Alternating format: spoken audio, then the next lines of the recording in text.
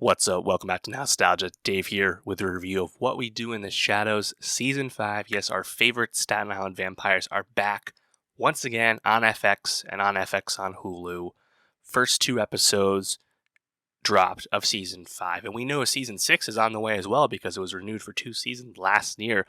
What We Do in the Shadows, one of the most reliable and just one of the best, comedy series we have these days, and I was quite disappointed that season 4 was overlooked by the Emmys just recently after the series previously getting some Emmy love from time to time.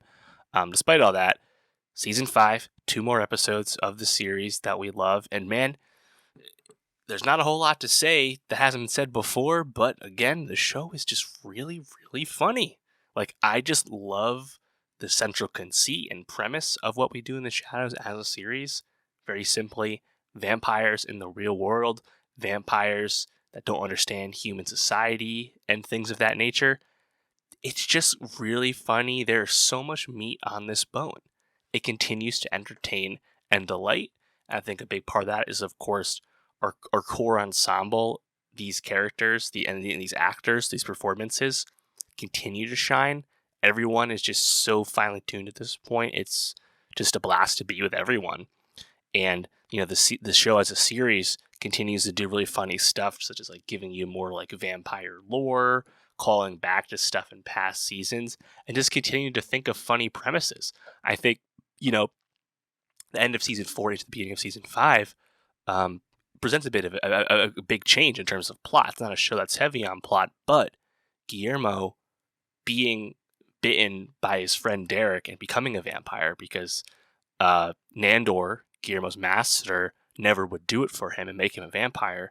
That's a big change, right? And now we quickly learn from Laszlo that it's a big like insult and slight to have a familiar go behind his master's back and have someone else make him a vampire. And now Guillermo has to keep that a secret from Nandor and find a way to perhaps trick Nandor into thinking he did it and whatnot. Laszlo figuring this out in episode 2. Like, that is, I think, a great like central conflict to have. Of course, Guillermo kind of has that audience avatar throughout the series to this point, but I'm just kind of really in on that. And then, from there, I think there's a lot of just funny stuff we got through these first 2 episodes. Like the very quick moment of them talking about hypnosis and Nandor going into a public basketball game and hypnotizing a whole crowd. Really funny thought.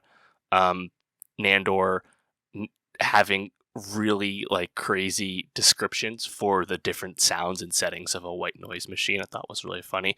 Colin Robinson going back into the workforce and being a waiter, being in the service industry, great idea, love it.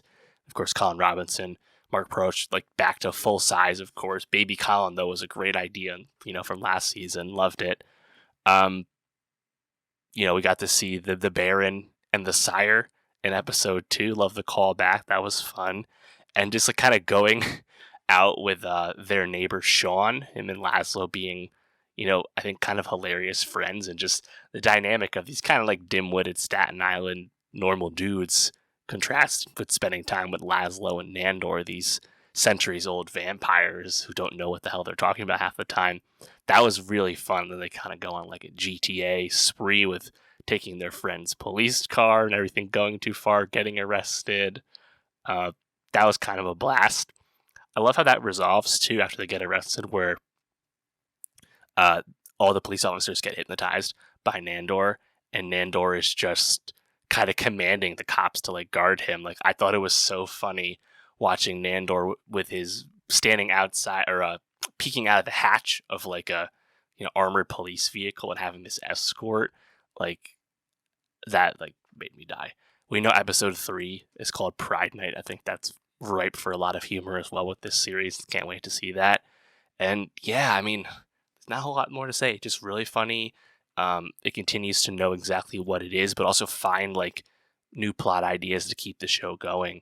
I like the guide as well as a character. It sounds like the guide's going to be a bigger part of the series and the ensemble, and I think that's fun. I always enjoy her energy with the group and with Nadja. So yeah, What We Do in the Shadows, 2 episodes down, another season in front of us, and another season next year as well, we assume.